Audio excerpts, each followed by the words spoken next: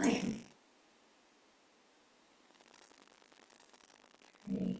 We have almost 40 people joining us right on time. Thank you all. Well, let's go ahead and go with the next slide, Emily. Well, welcome everyone again. You are here because we're talking a little bit more about Route to Parks. We're launching the 5th grant cycle. We're really excited to be talking to you about this program today. We'll go through key dates. We'll go through the application. We'll go through FAQs, and then of course we'll use the Q&A function of this chat to also answer any questions that might just come to mind as we go through this information today. We'll go ahead and start with introductions. My name is Marian, Director of Programs for Parks California. I've been with the organization for 5 years, and in my role, I oversee the programs around access, and those programs that are increasing access to state parks, instilling a sense of place and belonging as they experience our incredible parks. I'll turn it over to Emily next. Thanks, Marian. Hi, everyone. My name is Emily Henry. I'm an Associate Program Manager with Parks California. I see some people have messaged me to say that the chat is disabled, so I'm going to try and figure that out. But it's great to see some definite familiar faces and some definite new names here that I'm not exactly sure where you're from, but excited that you're all here to learn about our grant program.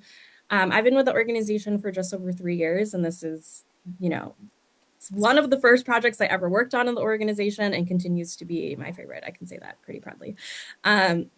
So super excited to share more about the opportunity with you all. And I will pass it over to Catherine.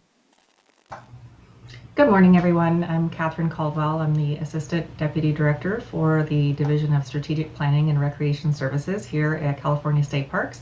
And we are coordinating funding for an initiative called the Waterway Connections Initiative that is contributing funding to Route to Parks this year. So super excited to join with Parks California and partner on these amazing projects. So thank you, Catherine. Amanda, we don't have your photo here, but you're joining us today. Please introduce yourself to the crew. Thank you, thank you. Hey y'all, my name's Amanda. I'm the Grant Programs Coordinator at Parks California. I was previously an intern working for the Grants and Programs team. So it's nice to be back on my second round of Routes to Parks. So very excited to meet y'all. Thanks, Amanda. Great. Let's continue on. Before we talk about Route to Parks, I have a couple of slides that talk about who we are as an organization. We are the statutory nonprofit partner to California State Parks, and we've been around for 5 years. We work with California State Parks across the state in really furthering the mission of the department.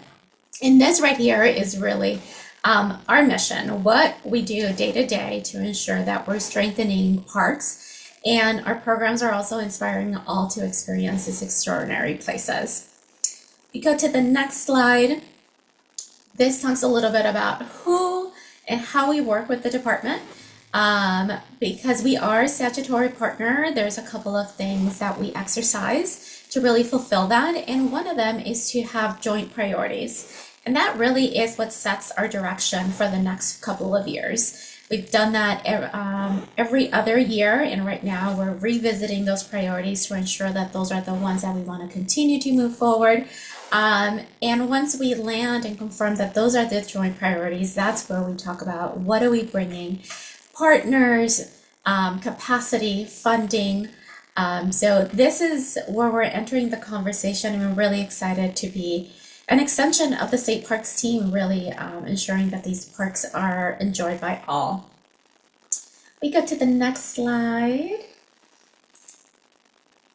And this is how we work with the department. We do take a statewide approach. We bring collaboration when we know that that could be an added value or an opportunity to strengthen an outcome. We bring community voices to the conversation to ensure that it is rooted in relevancy. Whenever there is a success story, we try to illuminate those to share inspiration with other parks, with other communities, and with other nonprofits as well. And when there's an opportunity to accelerate because there's something really great happening on the ground, we accelerate by bringing additional resources, capacity into the mix. So that's just a little bit about our approach. And today, like I said, we're super excited to launch our 5th round of Route to Parks. This program is made possible through a public-private partnership supported by private funding that we're able to bring through Parks California, and then also in partnership with California State Parks with the initiative that Catherine talked a little bit about, and she'll share a little bit more in a few more slides. But we also do this in partnership with Interpretation and Education Division to ensure that we're also reaching K-12 students. So just to share with you a little bit about where we've been the last 4 years. We've had 4 grant cycles. We've supported almost 90 organizations across the state, awarded almost $2 million in supporting these organizations, tackling the transportation barrier, but also instilling and creating memorable experiences in parks. This comes through a mix of private and public funding. So we try to leverage it to ensure that we're reaching more communities. And these numbers are not 100% accurate because we still have a grant cycle open, but so far we have connected more than 15,000 folks to state parks. So thank you all for being part of this amazing journey. Now I'm going to turn it over to Emily to talk a little bit more about today's grant cycle that we're launching. Thanks, Marion. So now we're going to get to the part that you're all super curious about. What is this year's grant cycle? What would be eligible? Tell us all about it. So I'll start with just like, take a step back. Like Marion said, this is our 5th year of doing Route to Parks. It did start as a transportation-focused program. You will see that still within our program now. But you think about what is the actual goal of the Route to Parks program? What are we looking to do? We have a pretty broad goal. So we're aiming to improve park access for all so people can create authentic connections with nature, whatever that looks like for the community actually being engaged. If you're thinking about applying, which I'm assuming you all are since you're here today, you may be wondering what will make it eligible? What is a project that will meet the criteria? So we have 4 main points that every proposal would need to meet to be eligible for this funding. The first one is that your project must primarily provide transportation to or from California state parks and beaches. There is an opportunity if there are other parks you want to bring into your mix as well, that is eligible as long as your project primarily is focused on California state parks and beaches. The second criteria point is that your program will offer a valuable recreational, environmental, cultural, or historical learning experience. Again, super broad, but really a nod here to all of the different types of experiences that are available to you in engaging within state parks. It may be recreational, it could be cultural, historical, just depending on what the park has to offer. The third criteria point is that your project is reaching underrepresented communities who may face challenges getting to or enjoying parks or lack some opportunity in some way to create meaningful connections to nature. Like I said, this program originally started as a transportation-focused one. We do know that often the biggest barrier to accessing parks is transportation. But knowing that for whomever you're looking to engage and bring into parks through your programming, there could be other barriers or other challenges you're addressing too. So there will be opportunity for you to talk about that in your proposal. And then the last criteria part is that we're looking to address the parts of the state with the greatest transportation needs. Doing that, seeing where we funded projects in the past, where we know a lot of funding is available and where we see kind of a gap. And you'll see that as a presentation in terms of where our focus will be.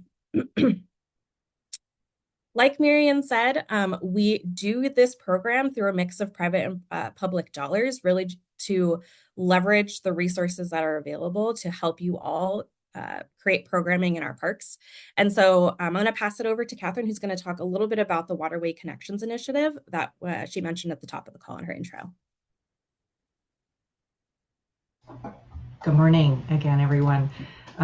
Super excited to be part of the Waterway Connections Initiative with California State Parks.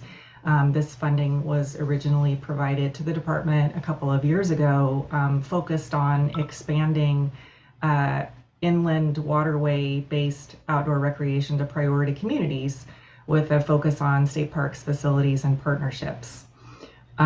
Priority communities for the purpose of the Waterway Connections Initiative are communities of 2,500 people or more near rivers, inland waterways, or inland water systems who lack meaningful connection to nature for a variety of reasons. So since the initiative was funded, we have taken a framework out for public comment and incorporated that feedback and allocated the funds to a number of initiatives statewide, including significant improvements to state park facilities that will improve and increase access to these priority communities. We're also funding general planning required at state park units, which involves significant community involvement and engagement to be able to identify the appropriate uses for state parks and then develop the facilities necessary to provide those recreation access resources. We're funding local assistance projects through our Division of Boating and Waterways to expand local boat launch facilities. So super excited about that. In addition to these super important grants through Parks California, the Routes to Parks, as well as Career Pathways, the last element of the Waterway Connections Initiative is still in development, and we're looking at opportunities to expand outdoor recreation access and awareness within the Tulare Lake Basin to youth in priority communities. So super important area that really would benefit from increased and improved outdoor recreation opportunities, and that would include parts of Kings, Tulare, Fresno, and Kern counties. So with that, we're very excited to be partnering with Parks California on this round of Route to Parks grants, and feel like this work is super critical to connect the priority communities to these amazing outdoor experiences. Thank you. Great, thanks, Catherine. So in addition to the Waterway Connections Initiative, we're also leveraging public funding that we've received that is specific to focusing on K-12 serving organizations. So Route to Parks, super broad program that we have seen, I'll talk a little bit more about hotspots. You can see where we funded in the past, what types of projects we funded, but really want to highlight for this year and why this is important is where, within what is the funding available and what is the priority or what will make your application the most competitive, especially thinking about those two public funding sources that we're infusing into our grant program. So for this year, we have approximately $980,000 to give out through this program, which is a big jump than it's been in previous years. This is about the same level as we did last year. And for those who may be familiar from last year, this is following a similar framework to last year with this focus on inland waterways. So the reason I want to call this out is you can see about $700,000, which is the bulk of this money, is focused on inland waterway projects. So as you're thinking about your proposal, you will be more competitive if you're focusing on inland waterway recreation and educational opportunities. For that K-12 piece, we have about $57,000 specifically focused on that as well. That does not mean that is the only money we will give for K-12, but that is specifically carved out for that purpose. And then we have about $230,000 without restriction. So thinking about not inland waterways, coastal or major metropolitan cities, still eligible to apply. You just will likely be in a more competitive applicant pool based on that. Last thing I want to call out here is that as you're thinking about your proposal, we'll anticipate our awards are going to be between $25,000 and $30,000. As is our way at Parks California, though, we always encourage grantees and applicants to request a realistic budget for what you want to do. So if it's outside of this, talk to us. If it's less than this, that's fine too. Just we're always open to a conversation. I'll talk about those opportunities later. Okay. So I talked about the criteria, I talked about a little bit of the funding, talked a little bit about what might make you more competitive. And this is where we'll really see this in our grant guidelines on our website and within the grant application as well. So we have those 4 criteria points, and then we also have 5 preference points. I can say as our 5th year of Route to Parks, every grantee project we have funded has hit 2 or more of these. So as you're thinking about crafting your proposal, really look to these, as these will help your application rank a little higher, be a bit more competitive as you're filling out the application. So the first preference point is that you're including programming or experiences at California state parks that connect people to inland waterways, lakes, rivers, watersheds, and water systems. So again, this is that specific nod to our Waterway Connections initiative that we have infused into this grant program, and where most of our money is available will make you the most competitive.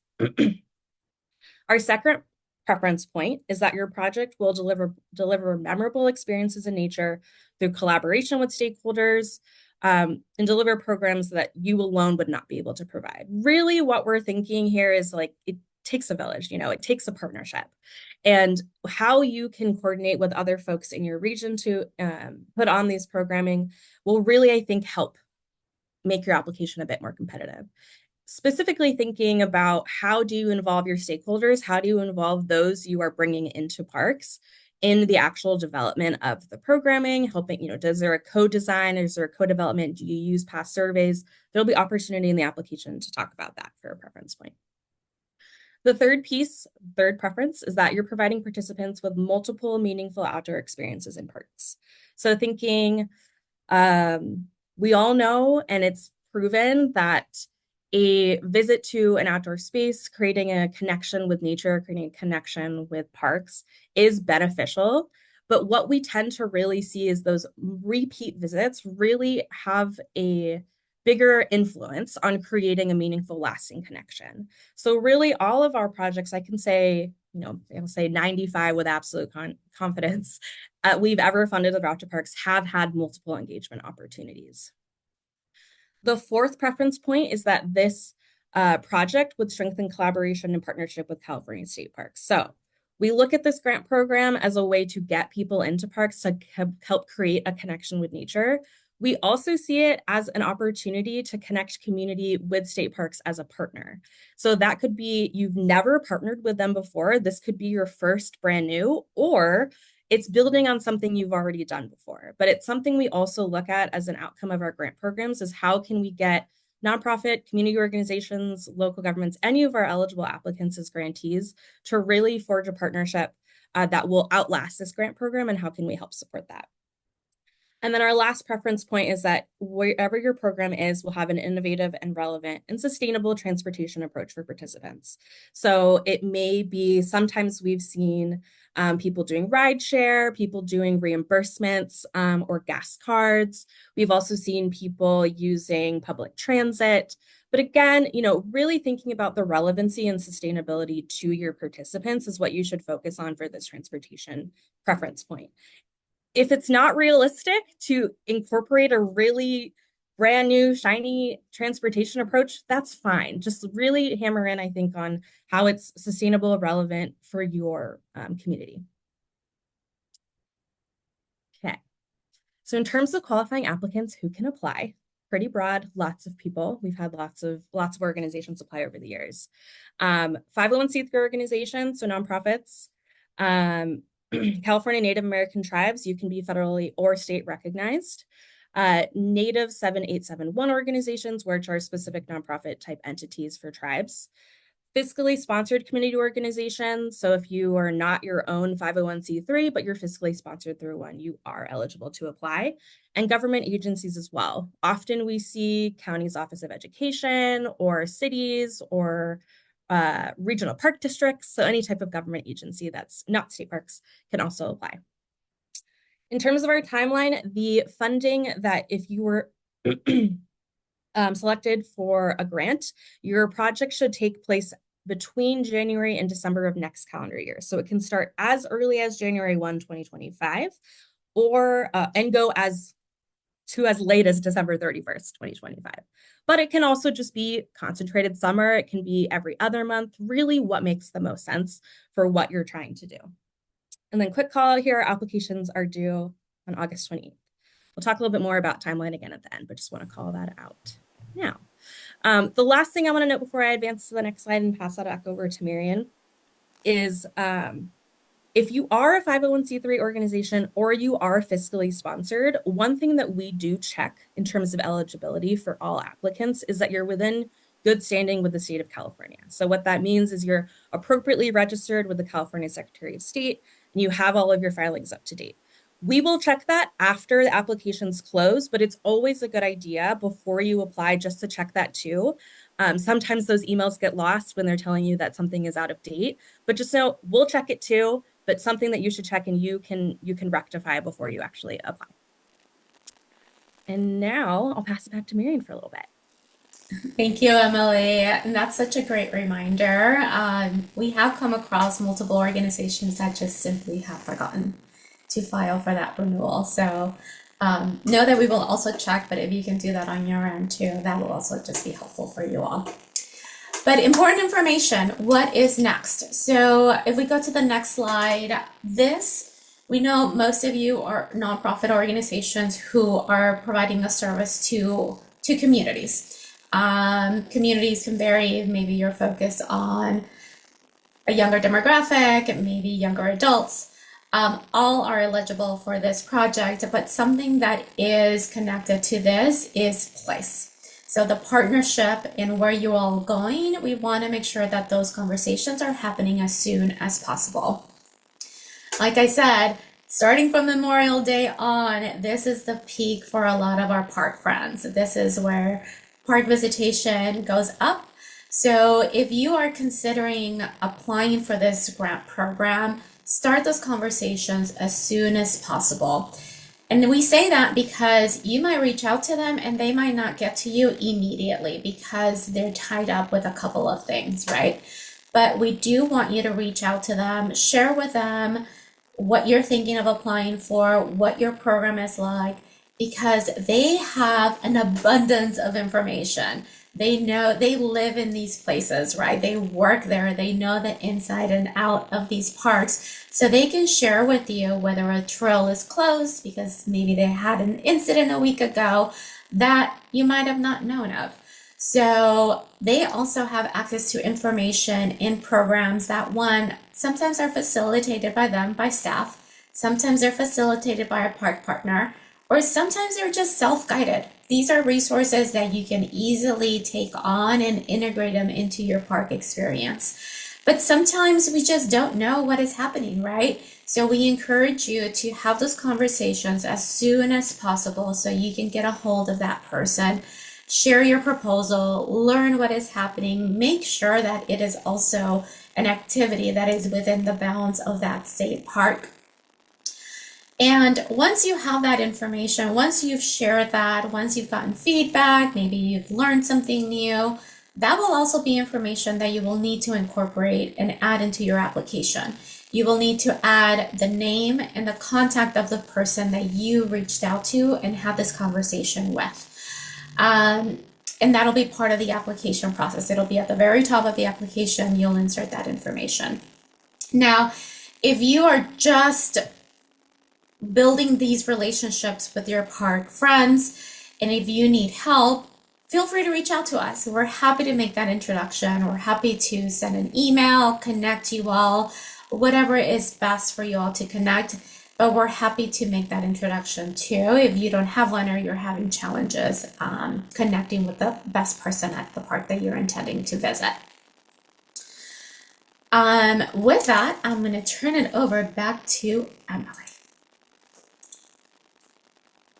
I was muted. Thanks, Marion. Again, want to emphasize, reach out as early as possible. Even if you're thinking maybe that's a park you want to include in your program, they're great partners in thinking through what is available and maybe have some things that you didn't even know were available in the park.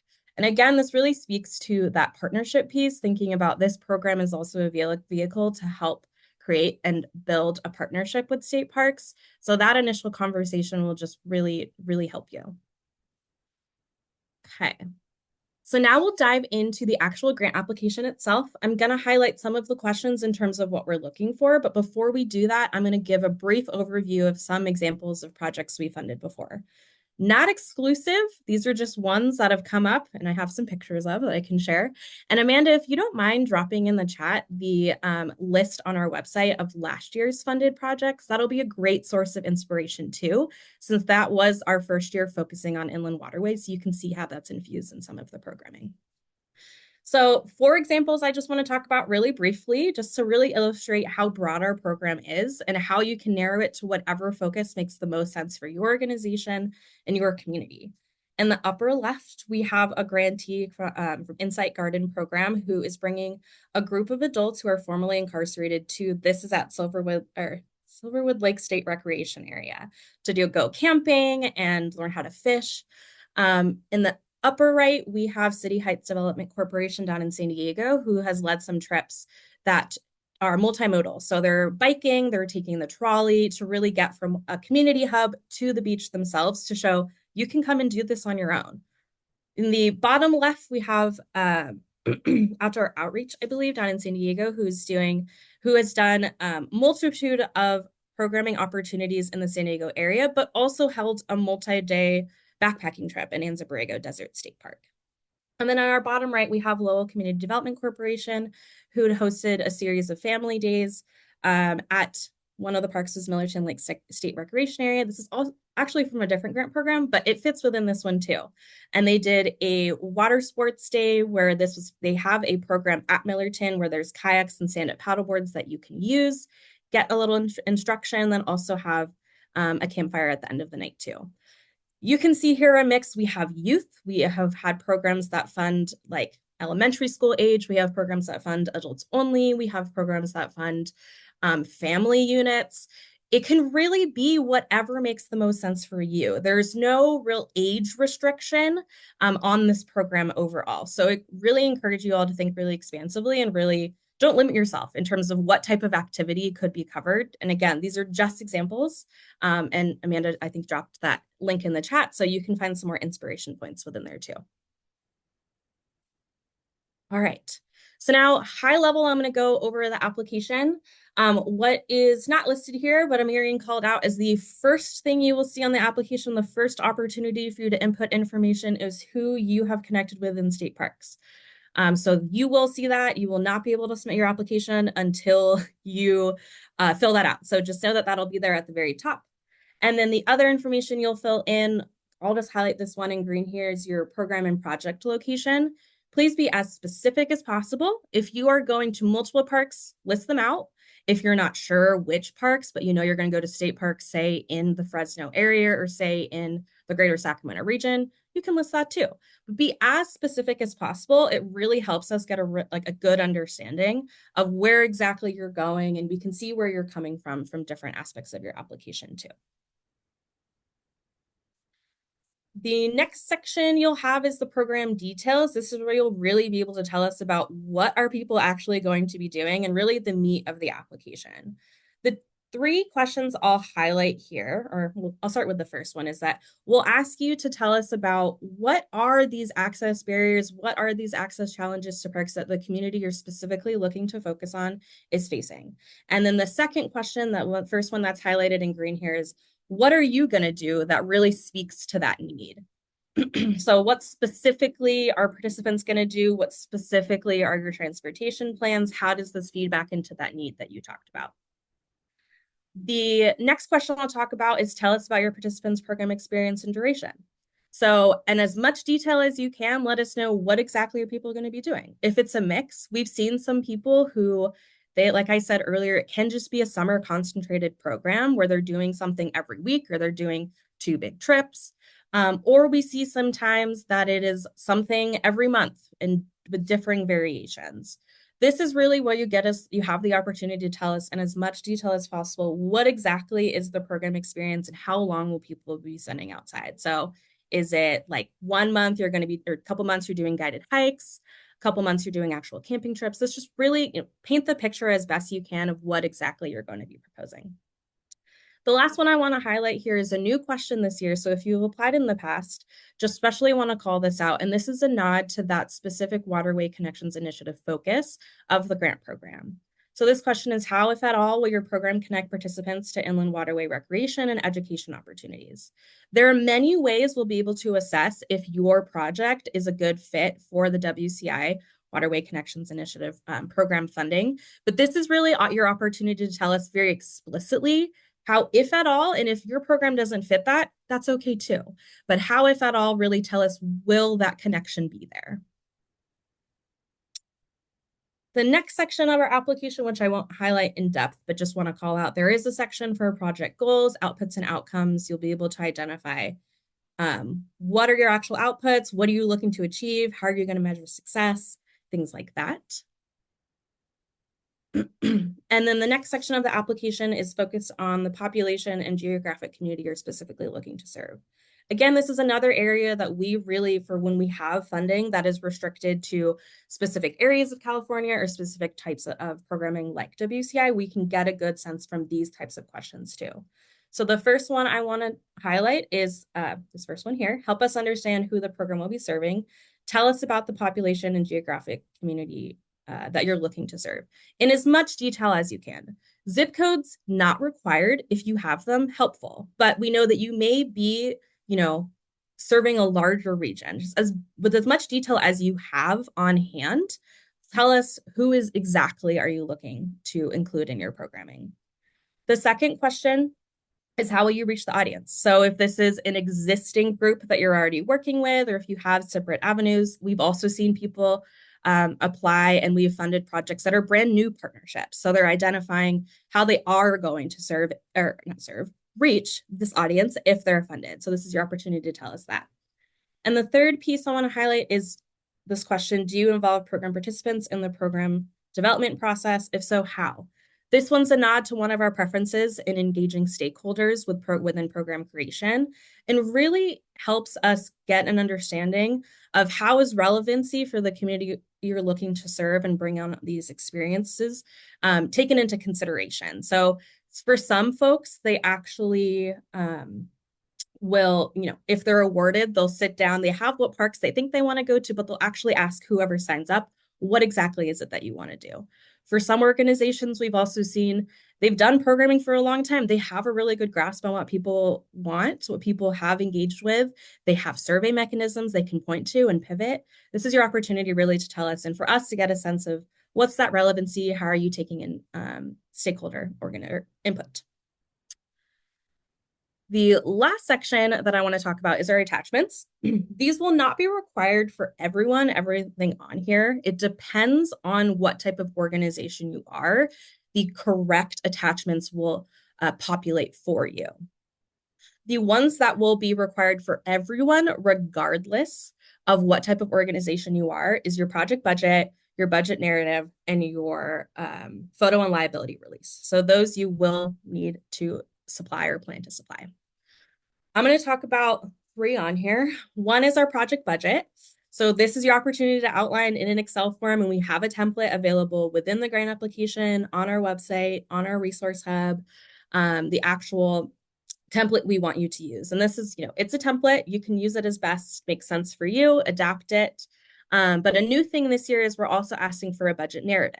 So what this is there's a oftentimes short, just Word or PDF that's submitted that really just tells us in more detail what every aspect of your budget you're requesting, what exactly will it be used for, and really will just give us a better sense of your ask and how it's tied into your proposal.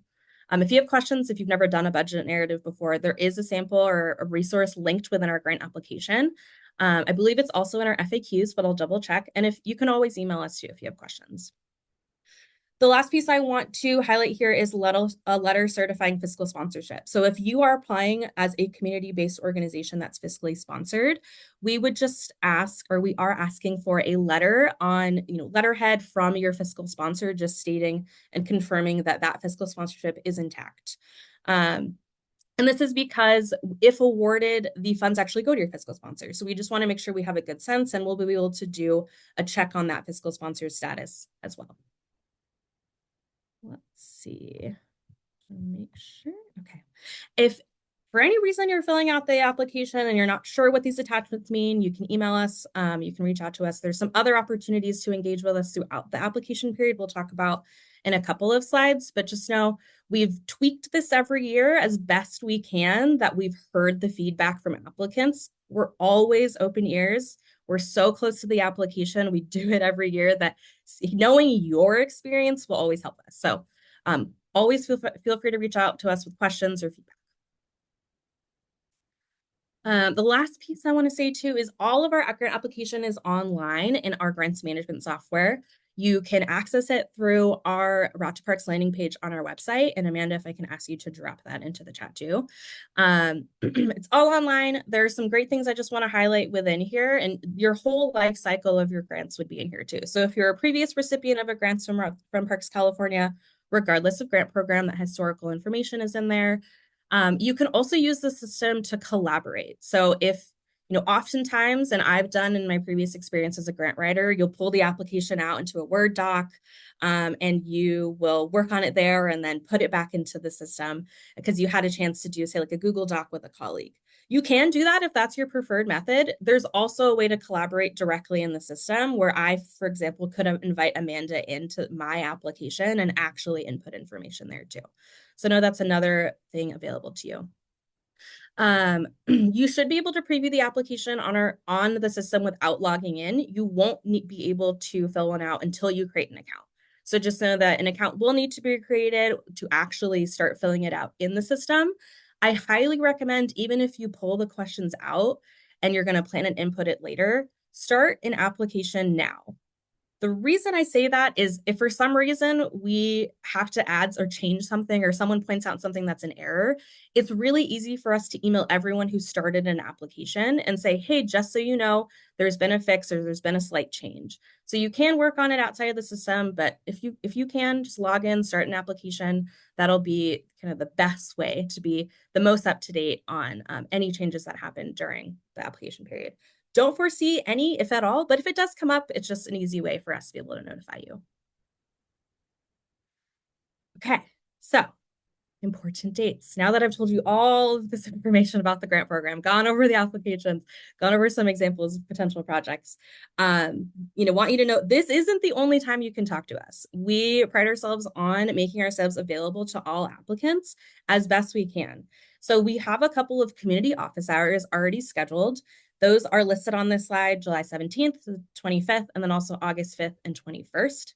This is an open forum where you can come in, you'll see other applicants in there too, where you can just come and ask us a question. You can come and listen to the other questions that are being asked too, but just know we're available specifically on these times as well. I also have set up a select amount of 15-minute office hours. So if you want to have a one-on-one conversation, if these community office hours don't work for you, you can also schedule just 15 minutes as it works with your schedule. Just so if none are appearing, it just means they've all been booked. Or if none of them work for you, you can email us at grants@parkscalifornia.org to set up a special time too. We're always available over email as well. So there are many ways if you have any questions, feedback, any points of clarification, want some guidance, just let us know and we'll point you to the right way to talk to us. A reminder again, our applications are going to be due on August 28th. So about a little less than 2 months from now. And we will then go through our whole review period, which is a process with internal and external stakeholders. And we'll notify selected grantees early December and share the grant agreements to be completed and signed and returned mid to late December. And then projects would start as early as January 1st. Like I said before, it can go as late as December 2025. The last thing I want to share here, and we'll share these slides out with everyone who is registered today. Over the years, again, this is our 5th year doing this, we've compiled a list of resources that may be helpful to help applicants ideate what they want to do in parks. So this will be available to you, but this is just an example, or these are all examples of what may be available in your parks or may be available as an opportunity for you. One special one I want to highlight that I see a lot of grantees take advantage of is the FAM Camp program through State Parks Office of Community Involvement. Each organization, you have to send, I think, 1 or 2 representatives to the Outdoor Recreation Leadership Program. And then after you do that, you are eligible to use the FAM Camp program, which at select parks throughout the state park system, they have all of the camping gear that you would need. So you would just really need to show up. And that is a great resource for some folks who they don't have a gear library already, they don't have things.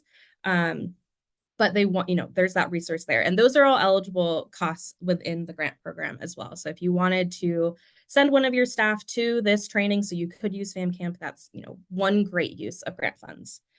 There's a whole lot of other things in here too that may be available at the parks that you want to visit. Again, why it's so important to reach out to those park representatives, because they can tell you out of this list here, this park has Agents of Discovery, but it doesn't have a ports program, or this park has a junior ranger program, but doesn't have a junior lifeguard program, and really will help you see what makes the most sense. But these are all here as ideas if you're not as familiar. The other things I want to call out too is we have developed a participant survey tool that is, for the most part, optional. There is 1 or 2 questions we ask for to help us measure our grant program and measure success. But if you don't already have a participant survey tool, or if you want to augment yours, or if you want to just see if it makes sense to augment yours, we do have one for selected grantees. And then we also offer specific engagement and support through the grant period. We do a midterm report, mid-year check-in calls. We'll also do a final report, and we also are just like we are available during the application period. We try to be as available as possible during the grant period too, to help you navigate any types of challenges that might be coming up. I really encourage folks to come and talk to us.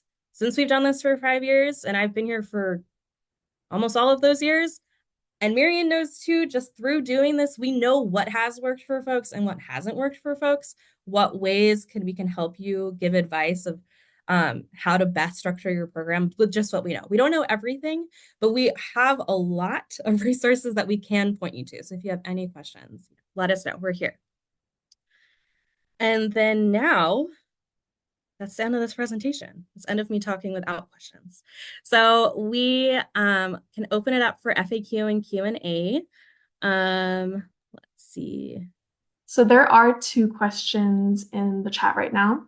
The first one is, if we work with California State Parks around Lake Tahoe, could the population served include residents outside of California, for instance, undeserved Nevada residents coming to California State Parks?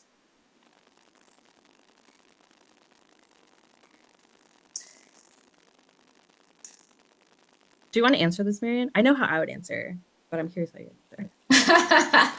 Go for it.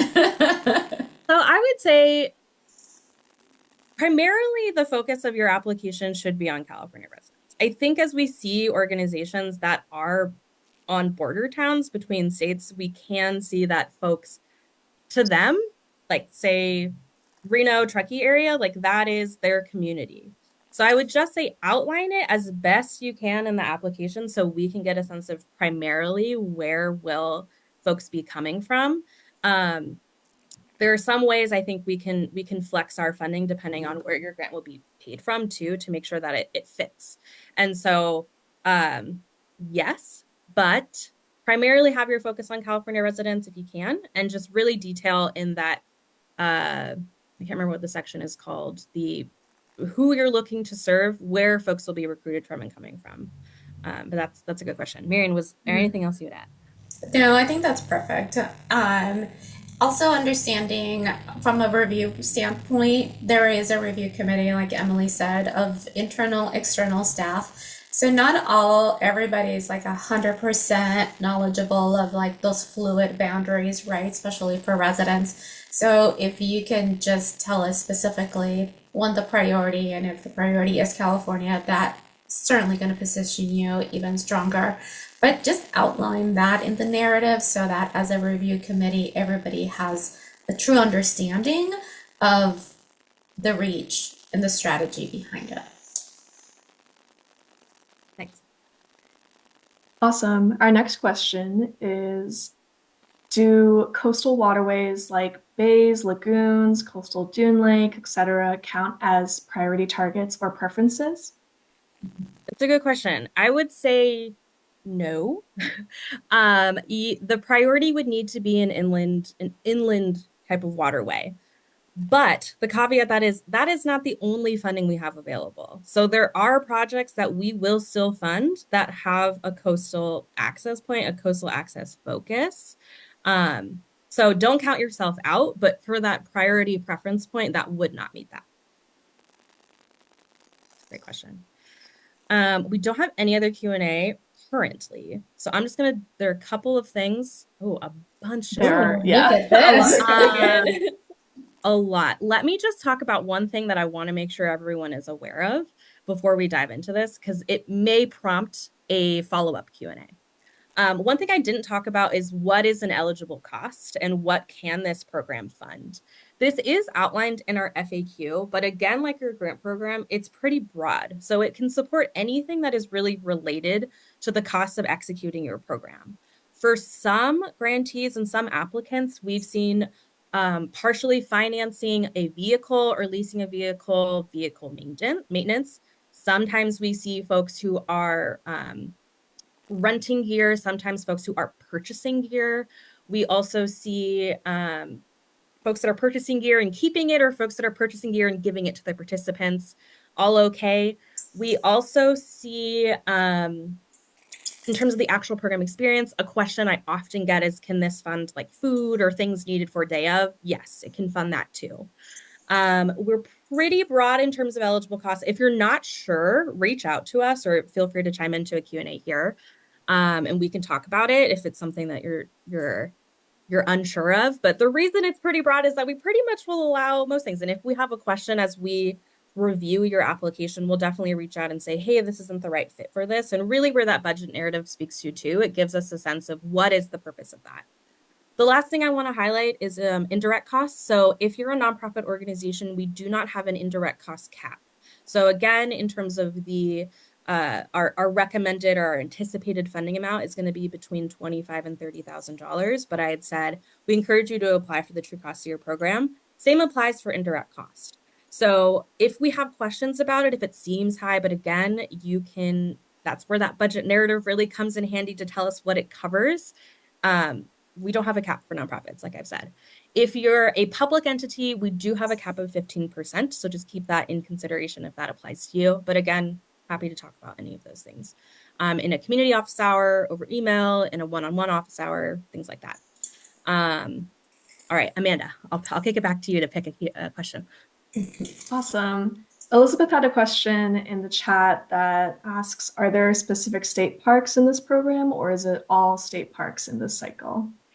Great question. All state parks. So if you are familiar with our Adventure Pass grant program, which is a different but similar grant program that we run at Parks California, that is specific to certain parks, but this is eligible for all state parks in the system.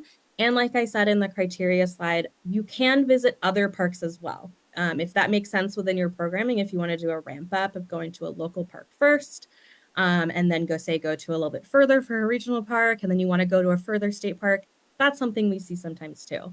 As long as you're primarily within a state park through your programming, or the actual funding you're requesting will primarily support state park programming. But yes, any of the 280 units. All right, the last question I see can be kind of grouped together because I see Miriam's answering the latter half of the second one, but there are certain inland waterways that people are kind of asking if that qualifies. So I can kind of group that as in like, how can people like double check if their inland waterway qualifies as something that is preferential? Yeah, that's a super good question. So one thing that is linked within our grant application, and I'll also make sure it's in the FAQ too, is there's a really great map that you can actually put in an address. It's a GIS map that is run by state parks that you can see, is this within a state park property? And so the focus really should be on state park inland waterways, but you can, like I said, visit others as well. If for some folks who are in areas where it'd be harder to get into an inland waterway, we've seen folks do really creative programming to go east to go to an inland waterway.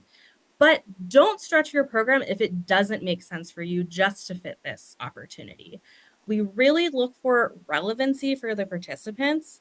We really look for, does this make sense? Does this seem feasible? Sorry, I'm like kind of answering your question. I'll circle back.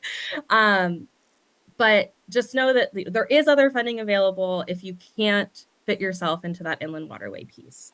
But to sum up, really should be thinking about true inland waterways that are primarily managed by state parks or state park partnerships. So if you're curious about those, you can always email us, say, does this count? And we can look. We don't have a map that says like east of this line, this counts, but we can get a good sense of where you're coming from, who your participants are, where you want to go, if it's the right fit. It's pretty nuanced. I think hopefully that answers it. But I encourage, these are great, great workshopping questions for our community office hours because we can really get into the meat of what are you looking to do? Let's talk through it, make sure I have a good understanding and how I can make some recommendations for you to best detail it in your application. Yeah. I know there's a lot of questions around inland waterways. What does that look like? And we do understand that also some parts of the waterway is different from other ones because they're getting revamped, right? So there is the one thing to note is we want to make sure that these are safe places. So want to make sure safety is utmost the number one thing. We want to make sure that people, one, are safe and also having an enjoyable recreational experience or an outdoor education experience there too. So let's make sure that that is also within the discovery of these places that you want to go visit and explore, because we want to make sure that people want to go back. They have a connection, right, to the place and they want to go back and explore. So make sure that you take a look at that, make sure that you talk to staff and make sure to take their tips and recommendations as you're developing these programs and these park visits. Great addition. Awesome. The next question that I see is if a project has received funding in the past years, is it possible to receive funding again for the same program? Or is it better to change up the program and not request repeat funding? Super good question. Super glad you asked this, Christina. So if your project has received funding from Route to Parks in the past, it can be the same or it can be different. There's one nuance I'll make at the end of this, but it can be the same or it can be different. And the reason why it can be the same and why our review committee changes every year. So even though some of us, like Miriam, myself, and Amanda, may be really familiar with your program, people who are actually reviewing your project and your application may know nothing about who you are, who your organization is, how you've engaged with us in the past. So this is a great opportunity for me to really emphasize, right as if we don't know anything about you at all, and we don't know anything about your programming at all. Because it very well may be the case you will have one or more reviewers for your application who will know nothing and really won't be able to see, hey, like this is a good build off previous years. As it's appropriate during our review committee conversations and as we're making our final deliberations of who we fund, we will look back and reflect on previous projects if we've known they've been successful. We'll be able to see, did you make any changes to what I know didn't work for you? And specific nuances like that. So totally eligible to apply for the same project, if that makes sense. The one nuance I want to make, and I will be reaching out to everyone that this applies to, is if you've received 3 years of consecutive Route to Parks funding, so for the last 3 years you've received project funding, we'd really encourage you to think of a way to change your project up a little bit. There is someone on this call that I saw who I know this applies to, who emailed me the other day. So you probably know who that I'm talking about you. I will reach out to you to have a conversation and brainstorm. What is it that maybe we can change up or think about your project? We're really trying to think, we're leveraging resources to help all of these organizations across the state.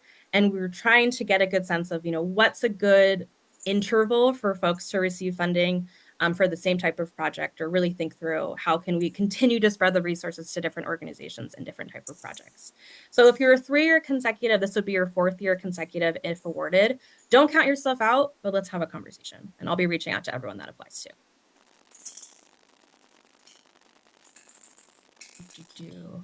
Go ahead, Amanda. I do see one about whether you should have your own transportation or whether you can complete the project request by renting transportation. Fantastic question. Always great to hammer in. Either doesn't matter. We have had applicants who have their own fleet of vehicles or they use personal vehicles of staff, and it's super common. We also see folks rent vans, rent buses, things like that. Do want to call out, I have heard in the many years we've been doing this, it has become harder and harder to secure bus transportation. So really recommend you start doing that research now of who's kind of available, what it costs. It might change if you're actually awarded and the cost might go up, but really do your due diligence and thinking about what is feasible, what will it probably cost you to rent transportation. But again, just hammer, it doesn't have to be your own. You can also use public transit if that's feasible for your community and the park. We see a lot of bike transportation that we've had an uptick in that in the last year, where folks are taking bikes or riding their bikes fully or part of the way to a park. But I think expensively and also centering in what is appropriate for your organization and the community. And the participants. True. Yeah. In many ways, the intent of the transportation piece of it is based on studies. We realize, like, sometimes depending on where community is, accessing a state park is not easy, right? So this is where the transportation piece, we want to make sure that these experiences are not one-offs. If there is a way to make that introduction, make that path of how can people visit a state park and then also have the opportunity to go and return on their own, that is a great way to kind of build on this opportunity of tackling transportation barrier, but also providing the tools that they might need to visit on their own. Yeah, it's great notes. So if an organization wants to distribute out the funds to schools to get to state parks, does that count, or does it have to be a direct delivery of project services? I think it can count. There are some projects we funded in the past that do fit this type of framework. I'd really encourage you to set up some time or come to an office hour and talk to us about it, so I can get a really good understanding of what you're looking to propose and what ways to maybe make your program a bit more competitive. I would say that this is not primarily the type of project that we fund. It does not make up like the bulk of what we've seen in the past couple of years, but we have funded this type of project. So it's definitely eligible, but let's talk about it to make sure that the way you're framing it and the way you describe it is as competitive as possible. Yeah. The one thing that it is not, though, it is not a regranting program. So that is what it is not. It could be a partnership. It could be your organization in partnership with a school, your organization in partnership with an organization, engaging students, and that's how maybe the funds are there to offset that transportation cost, but it's not a regranting. So this would not be maybe supporting multiple schools, multiple grant programs within that. Look at that. We're at 11 o'clock already. And it looks like most of the questions, if not all of the questions, have been answered. Thank you all for joining us. There were multiple questions about access to the presentation. We will follow up. We'll send a PDF of the presentation, the links, the dates, and also a link to the recording of this webinar in case you want to share it with a colleague or a partner that you might be interested in pursuing a joint maybe proposal. But with that, thank you all for joining us. Really appreciate the time together and all your thoughtful questions. We look forward to meeting you all who will join us for community office hours and then, of course, reading your proposals at the end of August.